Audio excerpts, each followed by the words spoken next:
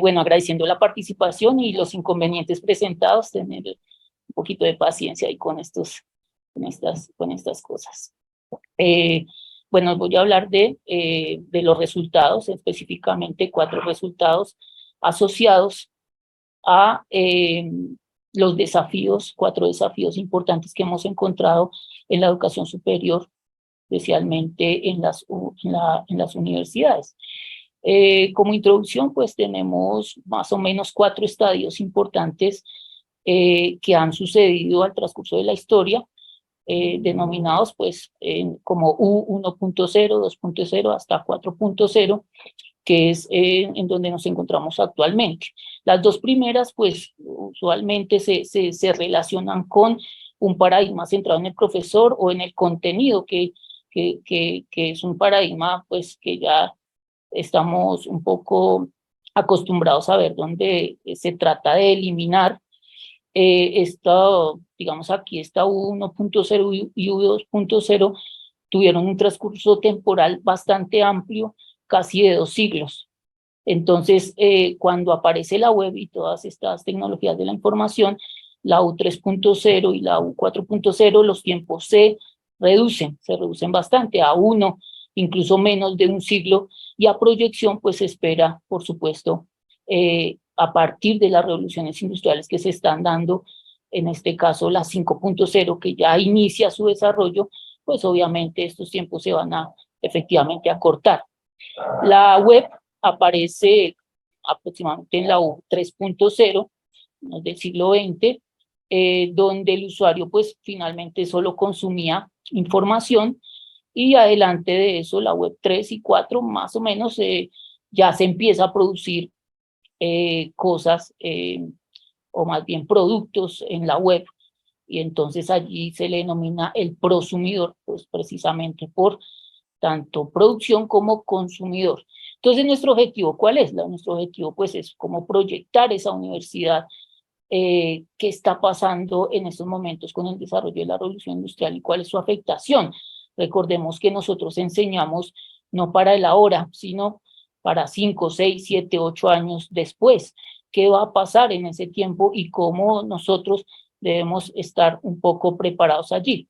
Diseño metodológico no experimental transaccional, con estudiantes, y algunos docentes también participaron, en este caso pues son los resultados de los estudiantes, donde en ingeniería específicamente ya se empieza a ver, digamos, un poco la aparición, o más bien el incremento de mujeres a un 50% de participación en ingeniería, cosa que antes pues no se veía, digamos, tanto,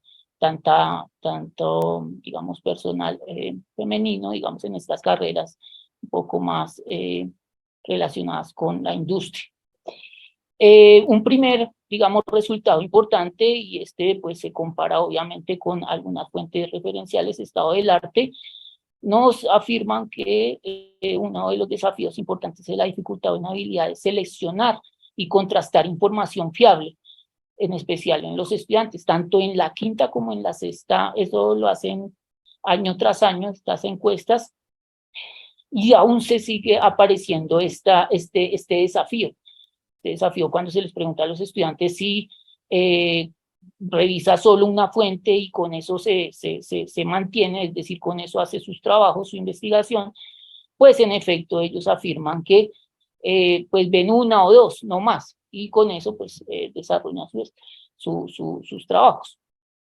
Se observa también una influencia alta en la web. Esto pues en términos tanto políticos como económicos de producción, pues eso es importante. ¿Qué debemos hacer nosotros para que efectivamente se den influenciar menos de la web? Los fake news, la infoxicación y la infodemia que viaja, digamos, incluso mucho más rápido que un virus.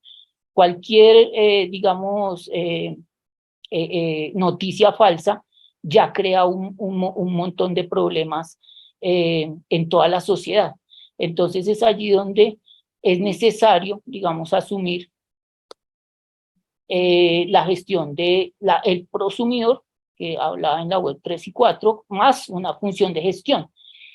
Y esto pues satisface más bien digamos, un poco la evaluación, el cotejo que se debe hacer, la organización, la validación de toda esta información que nos llega constantemente y que debemos empezar a trabajarla.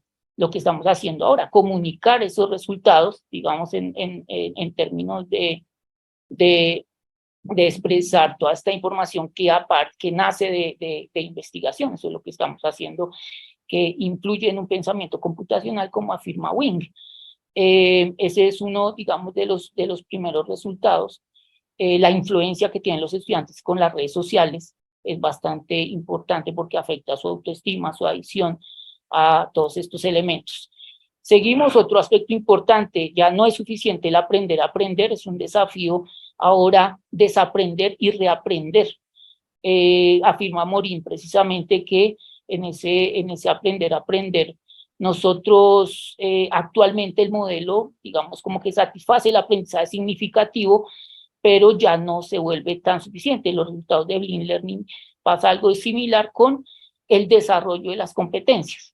Entonces necesitamos un pensamiento más crítico, más creativo para todo esto. Desaprendimos a hacer nuestra clase presencial, aprendimos a hacerla desde, digamos, desde los medios virtuales y ahora debemos reaprender a hacerla desde ambas formas, ¿sí?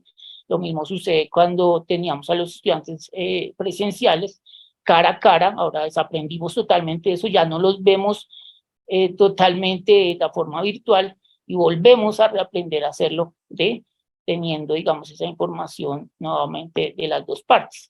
La competencia digital, digamos que se relaciona allí, donde, digamos, la preferencia ya no es tanto multimedia, sino que pasa a ser una transmedia. ¿Y esto qué significa? Son narrativas que asumen múltiples escenarios, ya no es solo la simulación, ya no es solo el laboratorio, ya no es solo la clase expositiva, sino que ojalá se pudiera, digamos, complementar y también apunta al mismo autoaprendizaje del estudiante con ejercicios propios, exactamente, cuando se les pregunta que si la clase es suficiente para su aprendizaje, pues en efecto no, en efecto necesitan muchas más herramientas y de ahí viene precisamente esto de la transmedia en una web, ojalá ya más avanzada con inteligencia artificial que le permita al estudiante identificar sus debilidades, como pasa, digamos, como se espera tener. El pensamiento emocional y creativo es, digamos, un poco extraño que los estudiantes respondan que para ellos es más importante o lo más importante como desafío es la educación emocional, ¿sí? Cómo se siente él en la clase, cómo se siente aprendiendo. Entonces, pues, por supuesto, ¿qué hacemos para eso? Entonces, ahí empezamos a tener que apuntar a ejercicios de creatividad que implica, digamos que si yo afecto una, afecto todo, entonces afecto la curiosidad, afecto la imaginación, afecto a partir de la participación su motivación también. Entonces, no, digamos, es importante, digamos, recalcar que estos resultados pues los tenemos que llevar a futuro como esos procesos de enseñanza-aprendizaje debemos acoplarlos a estas necesidades que estamos observando. Y por supuesto, pues la inteligencia artificial, como hablaba el doctor Pascual en su presentación, pues obviamente ya están utilizando la inteligencia artificial para hacer sus actividades académicas, un 78% en nuestro caso de resultados. Entonces el copy-paste pasa a ser un mandar a hacer, un command do. Esto trae implicaciones muy grandes de ética y de formación en valores. En ingeniería, por ejemplo, solo tenemos un curso de ética. Esto no significa que debamos colocar más, es decir, más bien se debe pensar en una transversalidad de conocimientos donde todas las asignaturas estén, digamos, como sintonizadas sobre esa formación en valores. ¿Sí? El ChatGPT, pues en este caso es lo que más se está usando, que sobre un pensamiento reflexivo siempre se esté trabajando en relación con la inteligencia artificial, no desecharla, como decía, como nos mencionaba el doctor Pascual, o algunas universidades que ya bloquean totalmente estos avances tecnológicos, sino más bien como acoplarlas a lo que se necesita.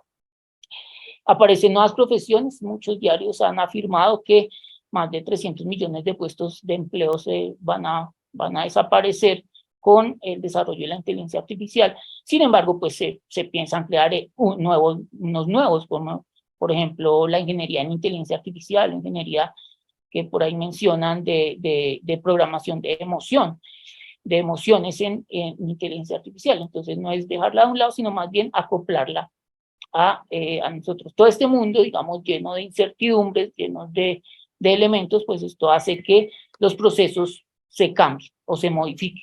Y es allí donde empezamos a proyectar precisamente cómo en 10 años, no sé, se podría ver una universidad en estos momentos. Otra, no recuerdo el nombre de la presentación, donde nos hablan de la realidad aumentada, pues precisamente ese pluriverso, ese metaverso se va a dar, ¿sí? Y debemos proyectarlo, porque el estudiante va a salir dentro de 5 o 6 años a enfrentar precisamente esas tecnologías.